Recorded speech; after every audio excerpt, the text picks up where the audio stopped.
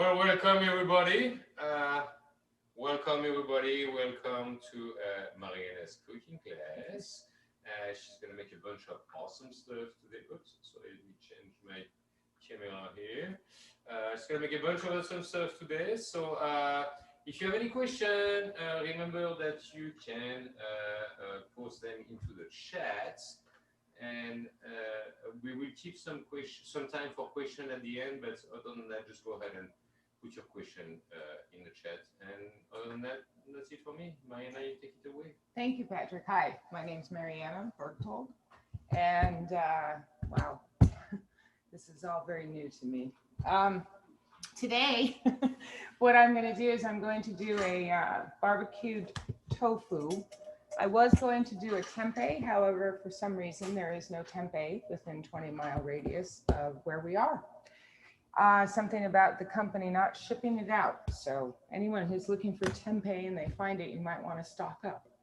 So I instead am going to use extra firm tofu. And what I'm going to do is I'm going to take the tofu and I'm going to cut it into the pieces to be able to put it, excuse me, I think I'm out of range, to be able to put it onto a skewer. And traditionally I would take this and then I would barbecue it with tempeh, tofu, or seitan. So we're going to make a marinade that is usually stuff that you will have at home. I like to use stuff that I have. I like to go into the cupboards and go, okay, what do I have? What can I make? I also have a lot of friends that are not macrobiotic. And so I try to also make foods that are friendly, but introducing them to more whole foods in a way that is social, although nowadays we can't do any of that. So I'm going to use, I think this is in my zone, right? People can see. You good. I'm going to use some sesame oil, some toasted sesame oil for flavor. I'm going to grate some garlic and some ginger. I like to grate this because that way I get all the oils and they're not left on the board. It just goes straight into this. I'm going to use some tamari. You can also use shoyu, whichever is your preference. And some brown rice vinegar. And my very favorite of favorite things, rice syrup. I like rice syrup. I like how it cooks and stuff. A lot of people don't like working with it because it can be a pain. It also tends to get all over the kitchen. I'm going to use some strained organic tomato. Right now is the season for tomato. It's also the season for barbecue. So I'll start with what I've got in front of me. And these are most effective, I think, in grating. I loved it when I came to macrobiotics and was turned on to these graters because they grate very efficiently and very quickly. Ginger is nice. It gives you that energy and that little spice, which is really nice. And the garlic, I love garlic. I will say there was a time that I didn't eat any garlic and I was actually really okay with it. And then over the years, I've started to use a little garlic here and there. And I really like it. It's a nice flavor.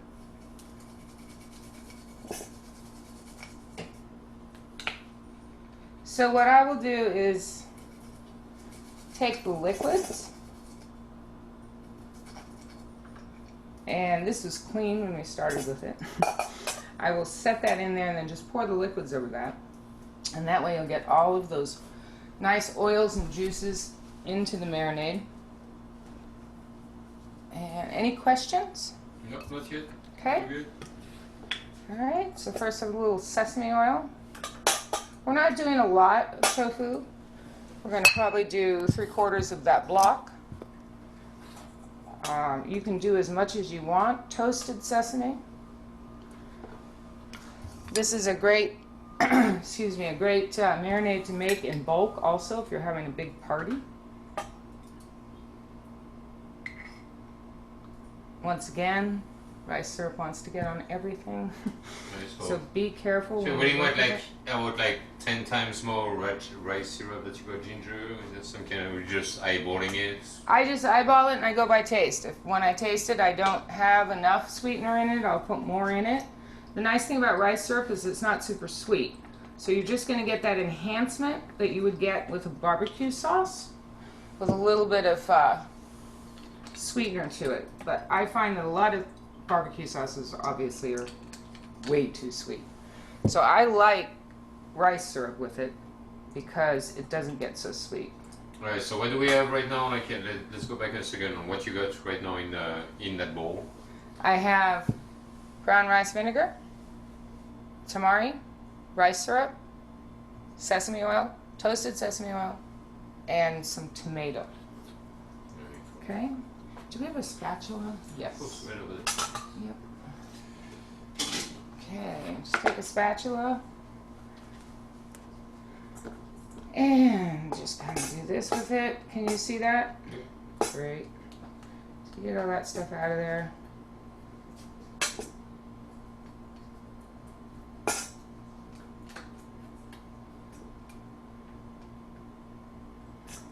And because it's rice syrup, it's easier to use, I think, a whisk because it's very thick.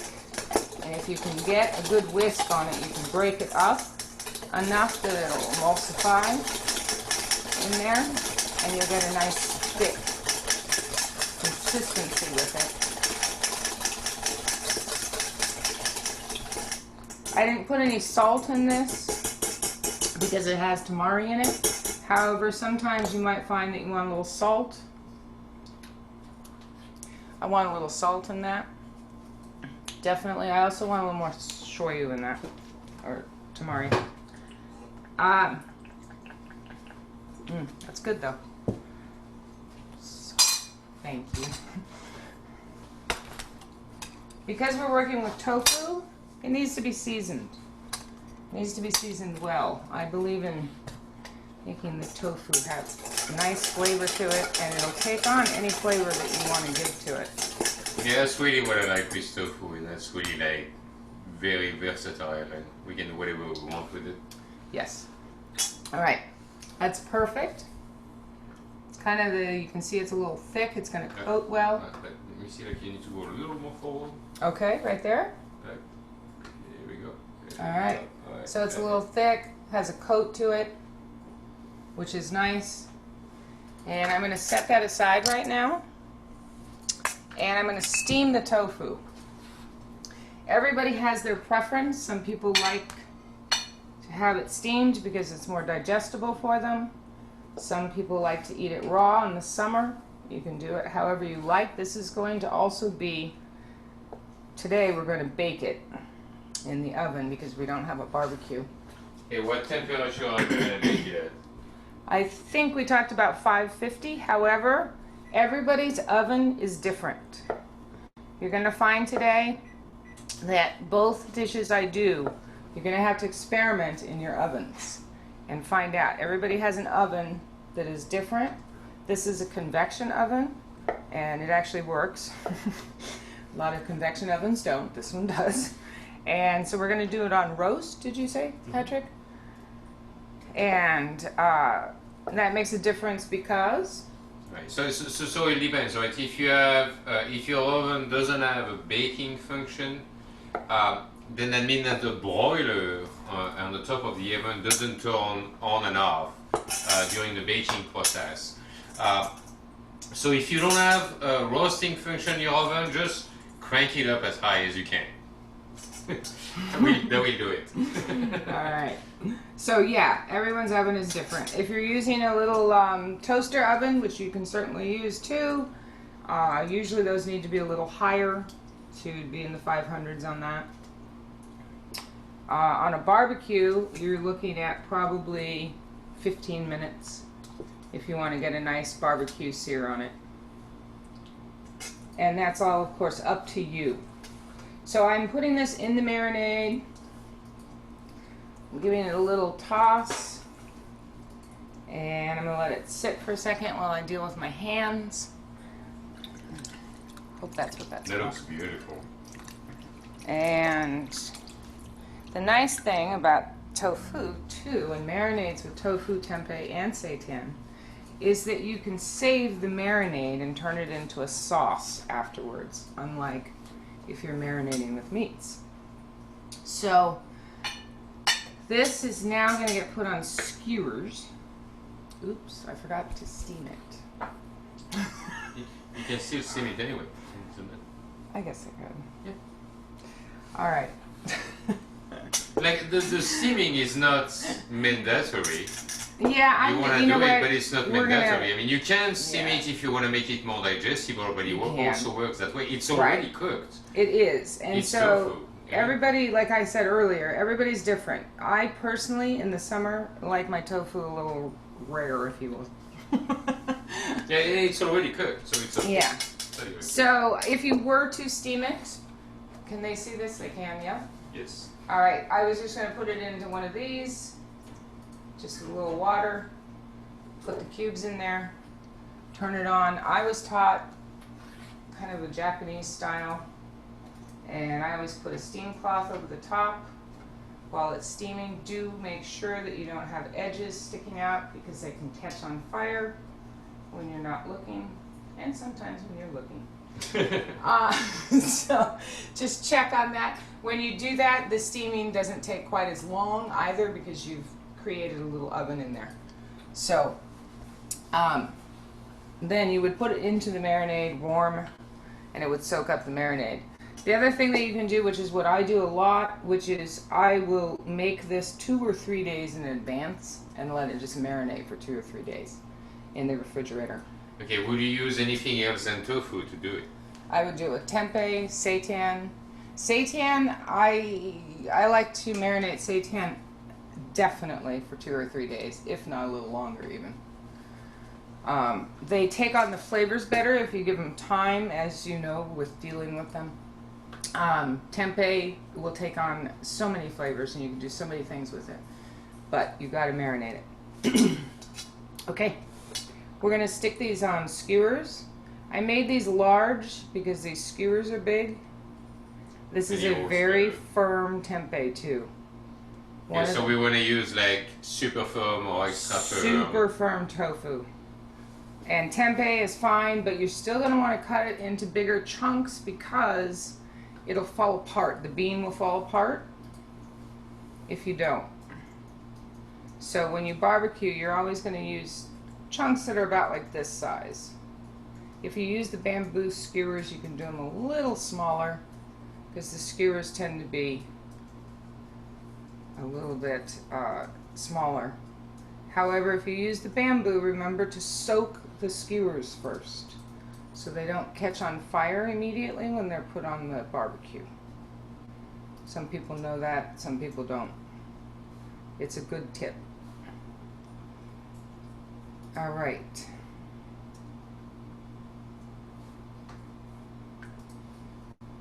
There we go. Is that all you want to put on there? So you can make sure they get cooked in between.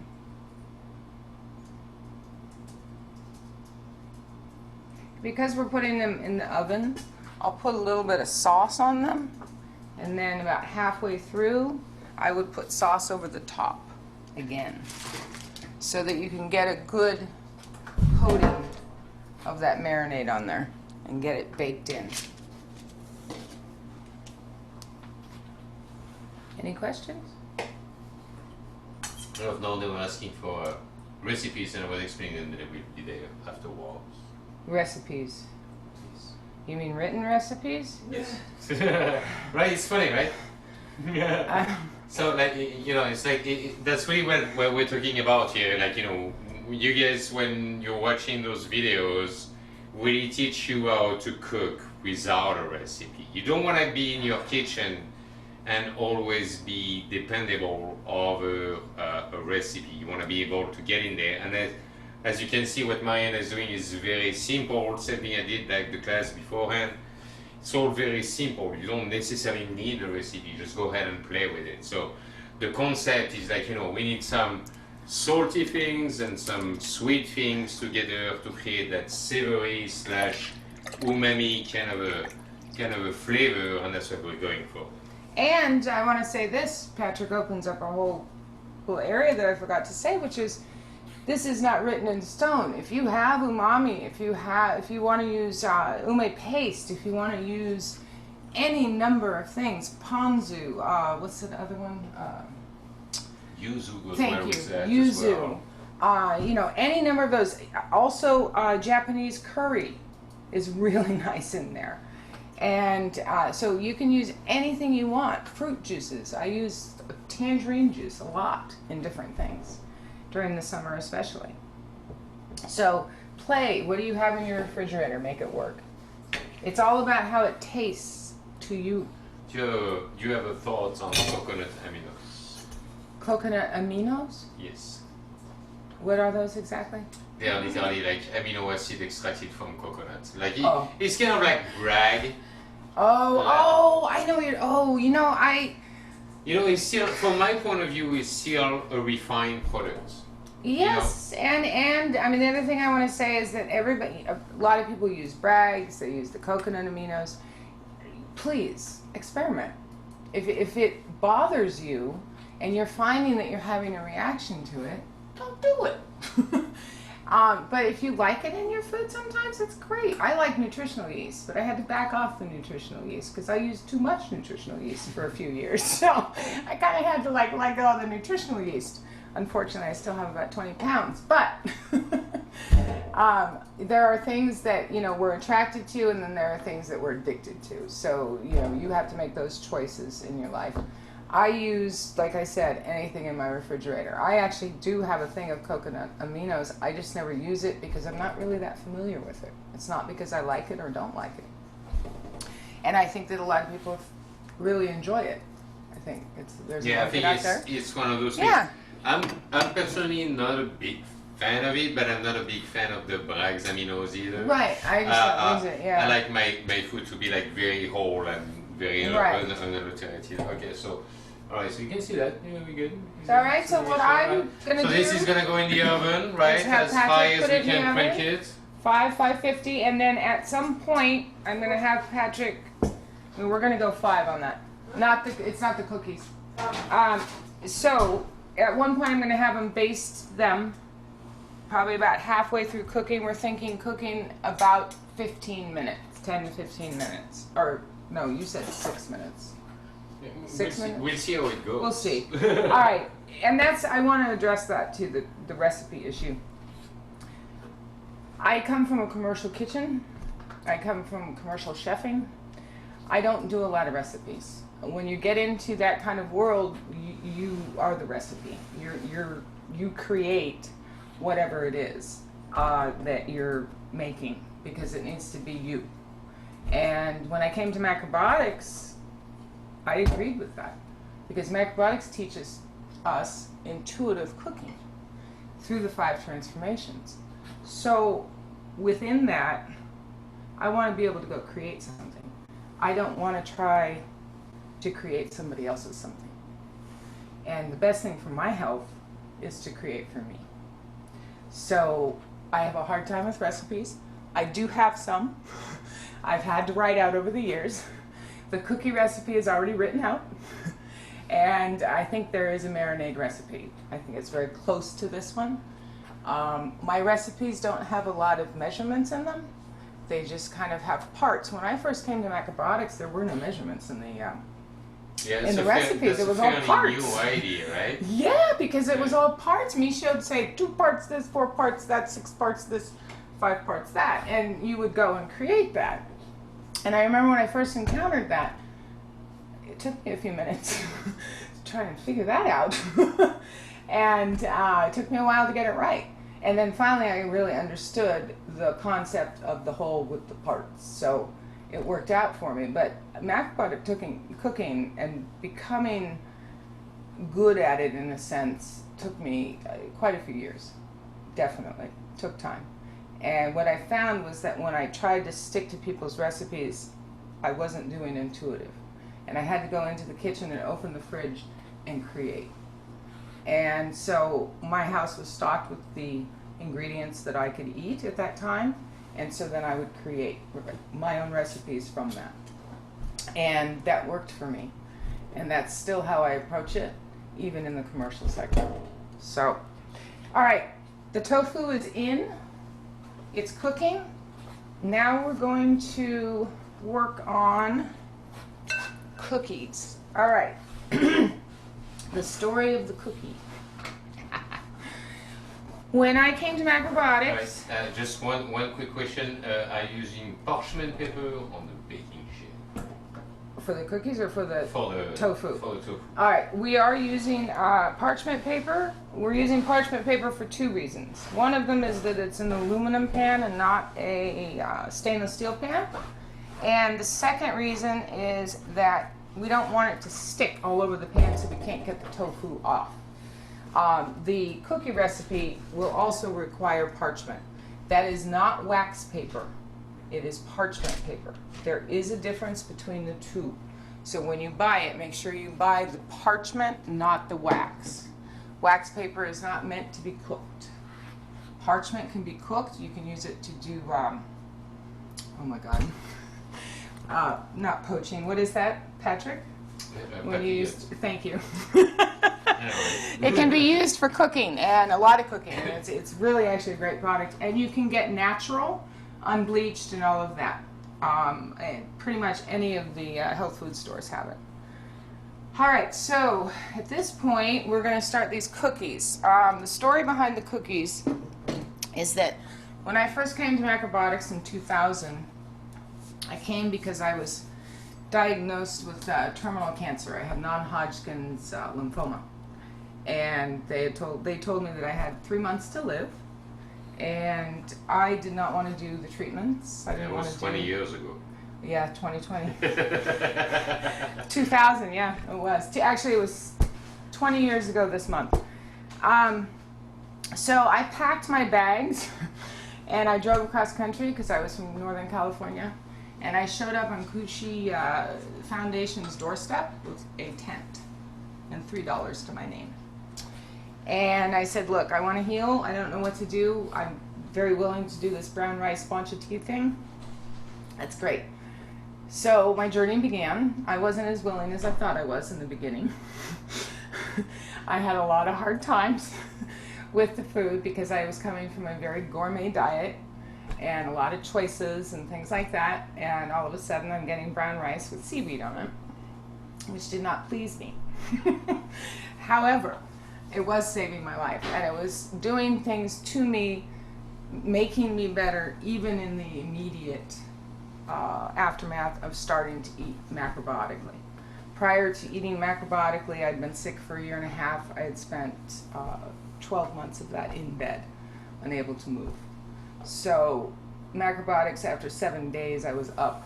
I took a shower for the first time in 1 year. And that was pretty incredible for me. So that's why I packed my car and went to Kushi. They were not so pleased that I showed up. I was very sick. They were afraid that I was going to die on them. And so they said, well, you can pitch a tent over here and you can scrub toilets for a while and we'll see how things go. And that's what I did. I started from zero, and I changed my life completely. It worked for me. I'm not advocating this for anybody, but it worked for me, and it's been an incredible journey, and I am still on it. So they gave me Aveline's book, and they said, here's a cookie recipe when I asked about cookies, and said, you can make these cookies. And I made them, and they were hockey pucks. These are not cookies. This is not a cookie. So what I did was I went in the kitchen and I made this cookie that has no flour, and it's a very versatile recipe. This cookie can be made into granola. It can be made into a pie crust. They can be made and rolled when they're warm, and you can do forms with them and stuff them, and multiple things you can do. You also can use any nuts or seeds. My suggestion is that you use a nut with a seed, because nuts have more density and help the seed to stay in the cookie. The cookies have, this is what started as the traditional recipe. However, even at this house, we've made it with walnuts, pistachio, pumpkin seed, sesame seed. So you can use anything you've got in the cupboard. These are chopped pecans. I chopped them. You can do this in the food processor, but what happens is you don't get the uniformity that you need. Oh, can they see that? Yeah, Okay. There's a message on the camera. yeah, don't worry about Okay. Anyway, it's hard to get this uniformity without doing it by hand. It's kind of a pain. But what'll happen is that most of the nuts will get mushed too much, and you'll end up with flour. So I hand chop them. This is another recipe that you can do. You can do as big as you want, as small as you want. It does not have an amount. We made it for what, 200 people one time? Yes. Yeah, we made enough for 200 people. We had quite a bit left over. But the other nice thing. How beautifully it stores in the freezer. I was just getting to that. Yeah. Yes. So here is the beauty of this recipe also. I have kept this in the refrigerator ready to go for over a month, and it still bakes off beautifully. Nothing happens. Jeannie has kept it in the freezer, and she rolls it into a log, and then when she's done rolling it, she wraps it, puts it in the freezer. She's had it in the freezer for up to a couple months, right? At least. At least. And then when she wants, she pulls it out and just cuts off cookies and puts them on the tray. And So- frozen, it cuts beautifully. It's Yes. so easy to handle and put on trays when it's frozen. And this is a treat, so. It is a treat. And here's the other thing. It's something that the kids can make. I know we don't always all have nuts in our house anymore because they're so bloody expensive, but but it's worth it. You know what? I need to use this. Does she need a big messy bowl? I'm going to try to make a little bit. This is really hard for me because I come from a place where I like to cook for I know, it's not 500. easy, right? It's not easy for classes. It's always a mess to So make the a funny small thing one. is that Jeannie and Patrick hates sweets. He hates them. And Jeannie loves them. So Patrick never wants anybody to have any. And Jeannie As long and as I you don't have both to want cook a it, lot you of can them. have as many as you want. Alright, so I put in, it's a parts thing, you know, I put in enough oats basically. I'll put a little bit more oat in it. I'm going to need another bowl. Told you. I really tried. Alright, a bigger bowl is coming. This poor class is degenerated. Does anybody have any questions? No, so far I think everybody's checking Okay. out. I think we're all good. Alright. Is everybody having a good time? Nobody complaining. Nobody complaining, okay. Alright. I actually am going to put a little more nut in this. So I'll put a little more of the... Well, Pecan okay, in so like we have wait, can we do a recap a little bit of what's in the bowl so far? So far, we only have pecan, almond, and oats. There's your ratio. Okay? Now, remember, these are uncooked oats. So, when I eat uncooked oats, like popcorn, I am unable to have my constitutional in the morning. So, remember that when you eat it. It can make you bloaty and have a little issue with passing for a while. However, I love these cookies. So, the next thing I'm going to put in is the sweeteners. There are 2 sweeteners. The thing is there's nothing to bind this cookie. So the only thing that's binding this cookie is the rice syrup and the coconut sugar. You don't have to use coconut sugar. I used maple sugar for years, and it's just as fine. Would barley malt if people can handle gluten? You try barley malt? Too thick, too dark? Yeah. No. Yeah. You can. The thing about barley malt, though, is remember that it is dark and it already has that caramel taste. So when you cook it, I would say that you would need to cook it at a lower temperature longer and then let it sit for longer. Because if you cook the barley malt too hot, it's going to actually burn and not taste good. So do it at like 300, 350 for double the time and just keep checking it. All right? Okay. So, so you don't have to use coconut sugar. You can use maple. You can use barley malt. You can use just the liquid sweetener in it. They spread a lot, but what'll happen is you'll have a very, very lacy cookie. And if you wait until it's completely cold, you'll be able to peel it off. 30. Okay. All right. So here is the coconut sugar. And everybody's different as to how sweet they like things. You know, all I can say is that sometimes these are really sweet on me, and then sometimes they're not so sweet. And I'm okay with that. White oil, a little bit of oil on these. I know they have nuts in them. Are we using one sesame oil right there? No, I'm using a white oil, safflower, sunflower, one of those. If you use the sesame, which you can, the problem with the sesame, of course, is that you're gonna spread too much. Well, also you're gonna have a cookie that tastes like sesame. Yeah. So and if you guys haven't used sesame oil too much, like sesame oil, like when you heat it up, tend to spread out a lot. And also coconut. People want to use coconut oil sometimes. I'll tell you, coconut oil is just a little too thin. And because you're cooking these and they literally caramelize as you're cooking them. If you're using coconut oil, it won't solidify. Yeah, and it gets too hot too. Like that's the thing with coconut oil, it gets too hot. Right, it does. Now, when you're doing this recipe, you're gonna look at this and you're gonna go, this, what are you doing, lady? This is not gonna work. Trust me, it will. I'm gonna actually put my hands in this. I find it's better with this recipe if you use your hands, because you can coat everything. The oats tend to get a little slippery, and you want to make sure that you coat everything. Otherwise, what will happen is you'll have this cookie that has all this beautiful caramelization, and then you'll have this dry patch, and it won't stay together for you. So now, as I've said, you can also store these in the refrigerator. I'll tell you, they are easier to deal with if they're stored in the refrigerator, because when you scoop them out, they scoop out in a chunk.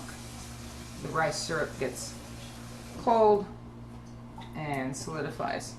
Here, So, hands off. oh, thanks. All right. We're going to make these fresh today, and then whatever's left over will probably go in the freezer. Once again, roll them, and then wrap them in saran, and pull them out when you want. Slice up what you want, rewrap them. Put them back in the freezer. Or put them in the refrigerator. They're great if you have kids, because you can throw a small tray of them. You don't have to make dozens. You can make 6 of them, give 2 to each of the kids, and 3 to you, and then be done with it. If you only have one kid, even better. Yeah. If you have no kids, you might want to practice for the kids. That's right. All right. So, parchment, super important. You do not have to spray the parchment, because the cookies have enough oils in them with the nuts and with the oil itself that they won't stick. So these are kind of a pain, I will tell you that. What you do is you just basically create a cookie. Don't try and make it perfect. It's not going to be. This is not the kind of recipe that you'll ever get these to be perfect. I will say though, I have used a form before, one of those stainless steel forms, so that I could make little oat cakes. I just made them much thicker. Did they stay like that though? They did, because I made them much thicker. Yeah. I used less oil, and I used less rice syrup, and more of the coconut sugar. So like the question on the chat is, can you add raisins? You can add any of those kinds of things. The thing that you have to remember though is that, once again, these are going to caramelize. So if you have raisin in there, Olive oil. they're going to get real cooked. You guys are going to see these before the end of class. They'll be done. They do not take long in the oven. Everybody's oven is different. I make them where I work in a little toaster oven. It takes 15 minutes exactly to make them. I've had ovens before that takes up to 18 minutes. It can take as little as 13 minutes. You have to watch. And it's easy to forget these little things because you'll look at them and they look like they're just fine and they've got a while to go. And then you will look at them again 3 minutes later and they're toast. There's a fine line between caramel and burnt. And I have eaten many of these burnt, I will say that, because they're still crunchy and fabulous. But you can taste it. You know, and that's good, so people understand that, you know, we all make mistakes. Oh, yeah. We've all burned, like all of us that you're seeing as chef right now, have burned more than our share. Oh my God. More than our share of food. Just developing these cookies. Now, we're going to put these in the oven at 450, right? Yes. And that's what Jeannie's Again, found depends their what oven oven. works, right? So we have a quick question about on the chat about, can you talk about oats with oatmeal or flour oats? Does it cause bloating or is it the good alternative?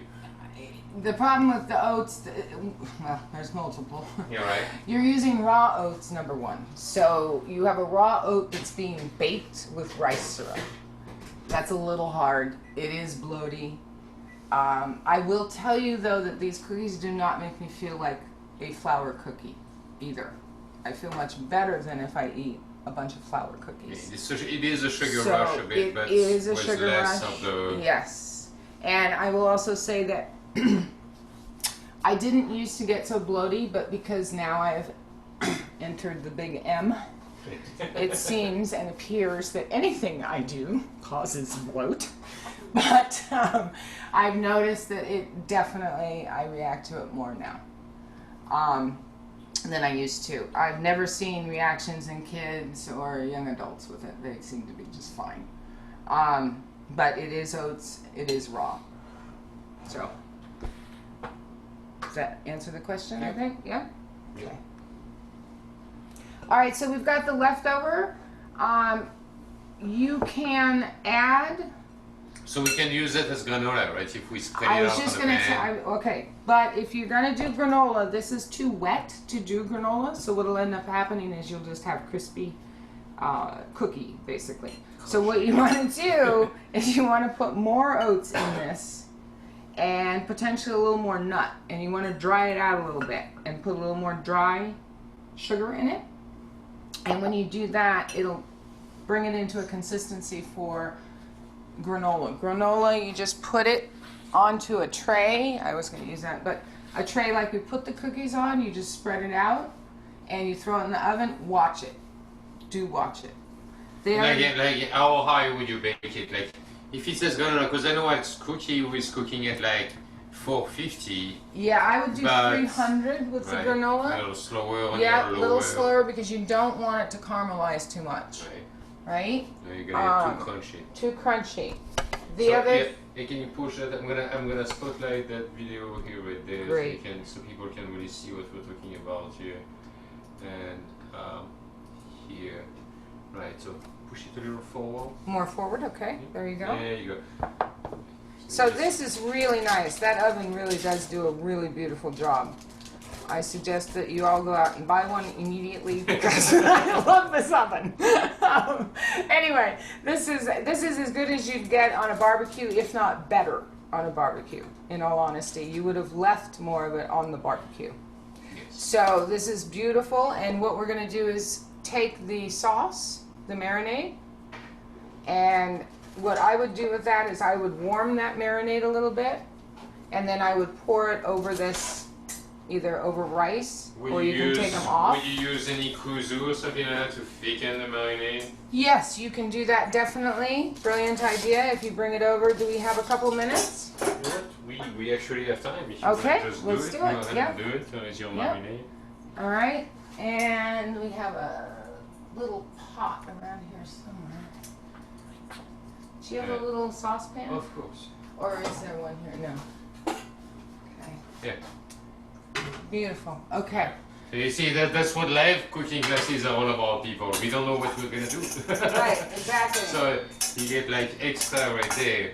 And so what kuzu, she's doing there, I will say kuzu is fabulous for marinades and stuff. You really, when I discovered kuzu, I was so happy because I never really liked cornstarch. I hated it, and obviously in commercial cooking, you use a lot of cornstarch.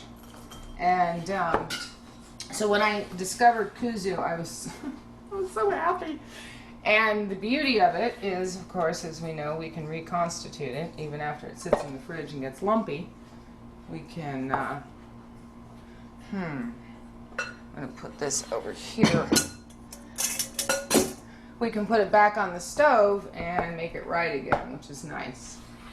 So you can save all of your gravies. I am looking for, this is fine. So what are you doing now? You're diluting kuzu with cold water, I right? am, and I don't measure kuzu out. I want to tell you, I just am not real good about that. I tend to, I love kuzu because I know that I can let this sit after I use what I need. It'll dry out and I can use it again. So it's great. I don't have to be worried. I'm going to just pour it in here because this is not that hot yet. And give it a stir. I don't suggest that you use a knife at home, but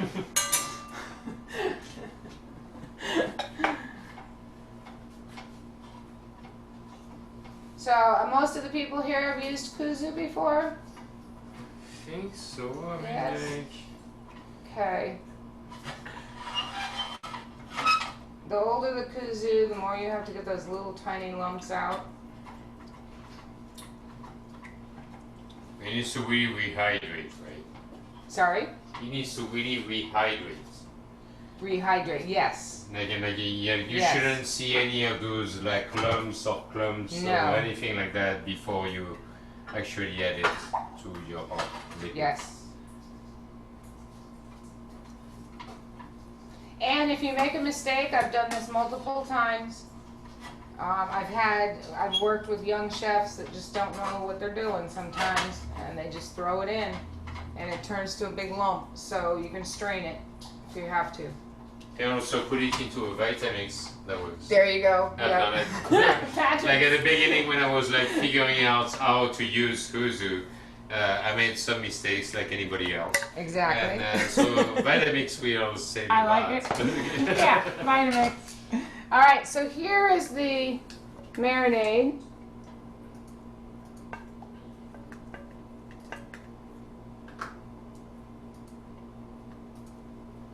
It's very nice. Nice, Really nice nice. and thick. Mm-hmm. And that's what you want. You want something that's nice and thick. The other thing that you can do with this is you could have put vegetables on it. Remember, same marinade. Kind of a shawarma of some kind, like kind of like zucchini and eggplant and tomato and things like that. Yes. Anything you have in the garden. All right. Barbecuing is about what you got in the garden. Like right now we have tomatoes and we have zucchinis and we have eggplants and we have Right. the beginning of the squashes. Oh we yeah, have squash is carrots nice. and Now, if you're doing scallions and squash, basil.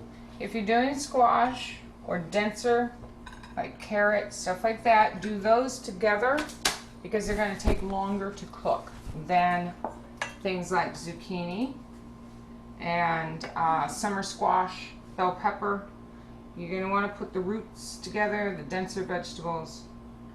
But if we don't use roots and if you just use like zucchini and yellow squash Those and are all fine, tomatoes, bell we're pepper, okay with that, yep. right? Bell pepper will be a little crunchy, but that's not a bad thing, right? We like our bell pepper to be a little crunchy. All right, there we go. And then I would top this off with some parsley and then do it with some grain. Sorry, I used the wrong. It's okay. It's like, no, I have to use the wrong camera. Here you go.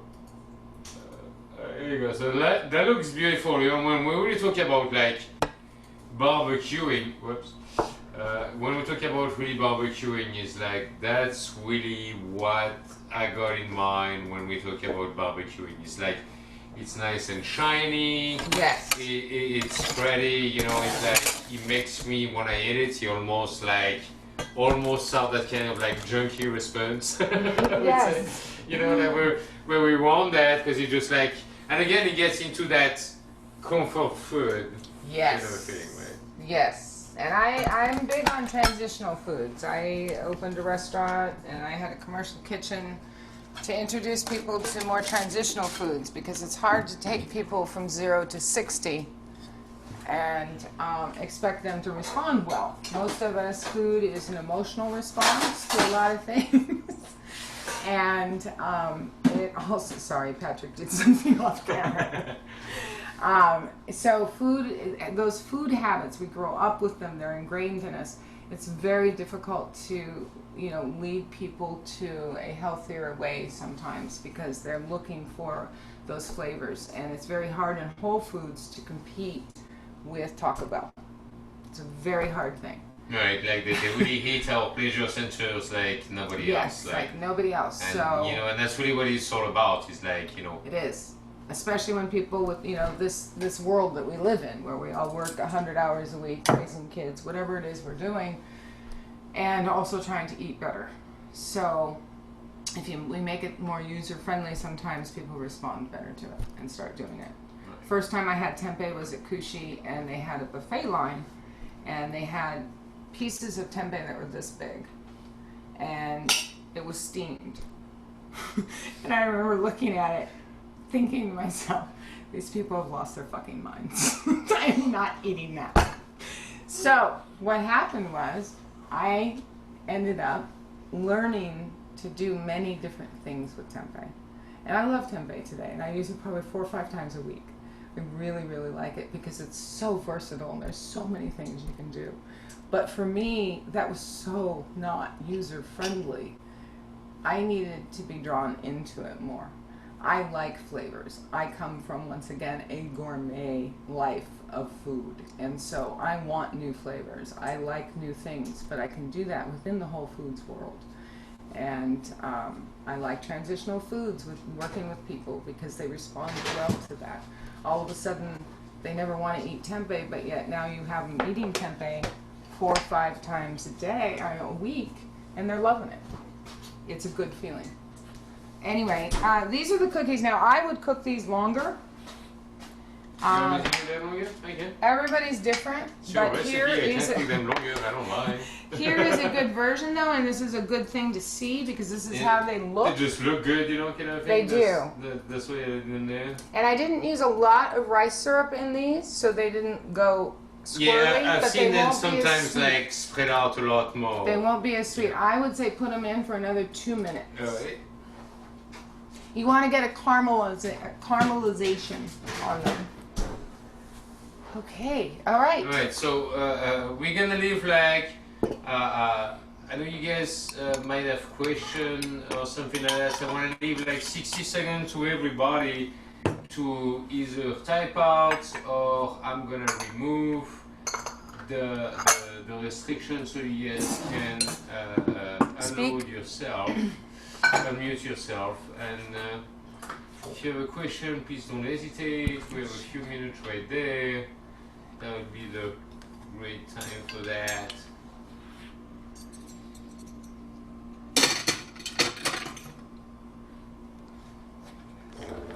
Right.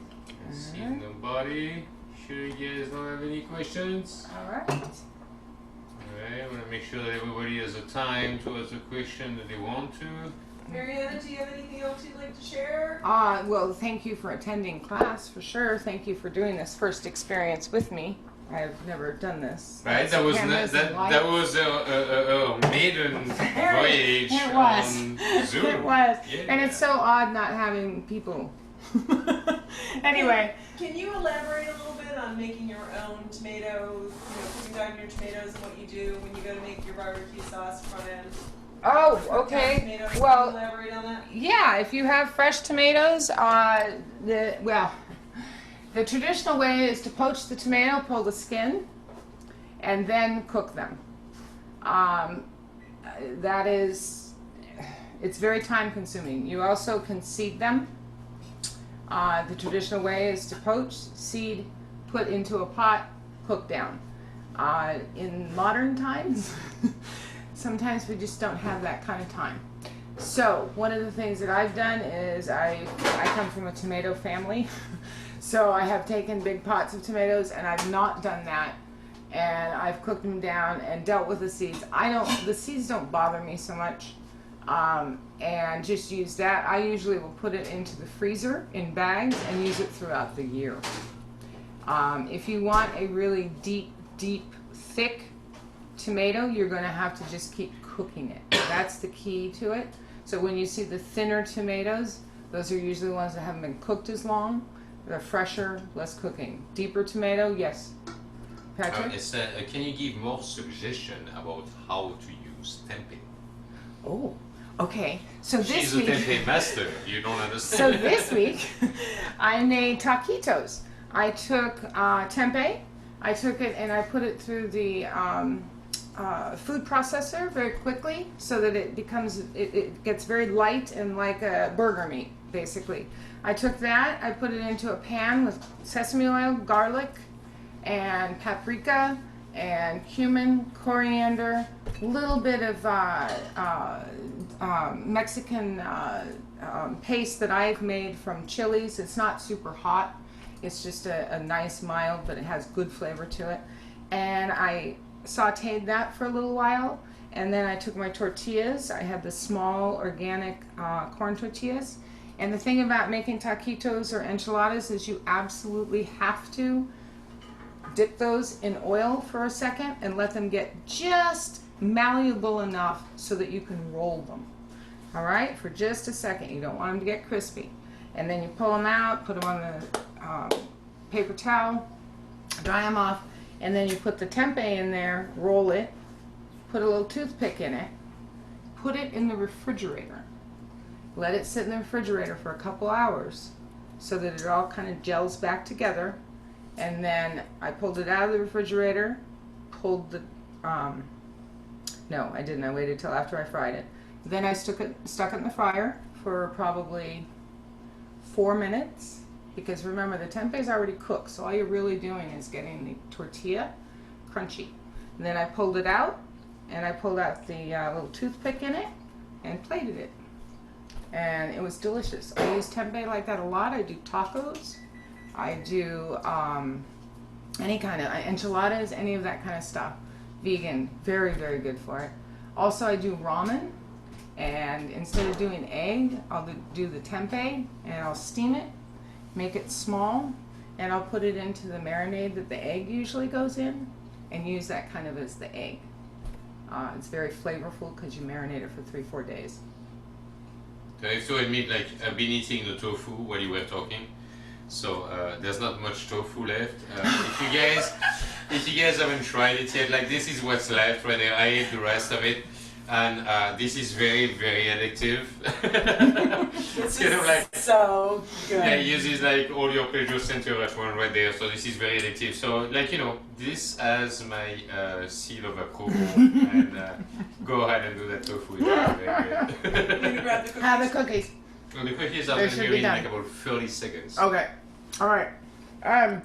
So When if the you can cookies just, come out, if you can just talk about oats for a second, and like, you know, what We do you already think about? did talk about oats.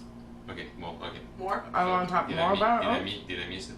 What about oats? We They talked They about lower your cholesterol. Correct. So would you tell me, like, you know, how often would you do these kind of recipes in your day-to-day life? Is it like more of a party food? Is it more of a brunch food? What? Well, I'll be honest with you. I work a lot. I probably eat them 4 times a week. I'll make 2 and take them home, because if I make more, I'll eat them. And I'll eat them at night. I love them, especially frozen. They hit all my little centers. the cookies. Yep, the cookies. Is that healthy? Not so much. I'd say probably a couple times a week would be much healthier. And not at 9 o'clock at night. So, it's all within, you know, your health and how you view your health. Yes. It's hot. All right. Yeah. So here we are. So I'm gonna put like no, just keep them in. Okay, perfect. You know, like I said originally, raw oats, they're hard. They're hard on us. I'm not promoting this as a super healthy food, but I will tell you once again that if you're trying to stay off flour and you need something crunchy like a cookie, this will help you. Yeah, so I mean, I don't often eat sweets, but this is good. Yeah, I mean, I will say that Patrick doesn't eat sweets. No much. flour. He'll eat them. The no flour part is a big thing. No baking soda. Lucci, who I yeah. studied with for years, Lucci Baranda, Right. she used to say there is no baked food that is balanced because of the baking powder and the baking soda. And so anytime we eat baked goods with those two ingredients, we're creating problems in the digestion. So with that said, this has none of that in it. And they're delicious. Oh my gosh, those are So so these are good. super hot, and what I want to show you, I'm going to hurt one of these cookies to show you when they're really hot, they are, you can't, see, they will just fall apart, right? So don't mess with them, no matter how much you want to. Trust me, I have messed with them on every level of coolness, and until they are truly cool, do not play with them, okay? Because they'll fall apart on you. So let them be. There does come a point where they are tacky, they stay together, and you can actually mold them. You can fold them over like a cannoli shell, something like that, and stuff them. You can stuff them with ice cream, whatever you want to do. But once you mold it over, you got to let it cool completely, put them in the freezer after they've cooled, and then stuff them with whatever you're going to stuff them with. And is this, are we good? Yeah, Am I that at was great. time? Yeah, I Okay. don't see You any check- more. No more, Thank you. nothing else in the I don't chat. see any Thank more you very much questions for in the everybody chat. for attending. This was great. Thank This you, was fun. everybody. We don't see any more questions or anything in the chat. You can unmute yourself if you want to ask any last second question. We're going to give you about 30 seconds, so plenty of time to ask if you're going to ask. And thank you, Mariana, You're very welcome. much. That was, see, Thank it you, was Jeannie. not painful or anything wasn't. being on It didn't camera the hurt. first time. Yay! I see 12 no other. Okay, we're good. Thank you.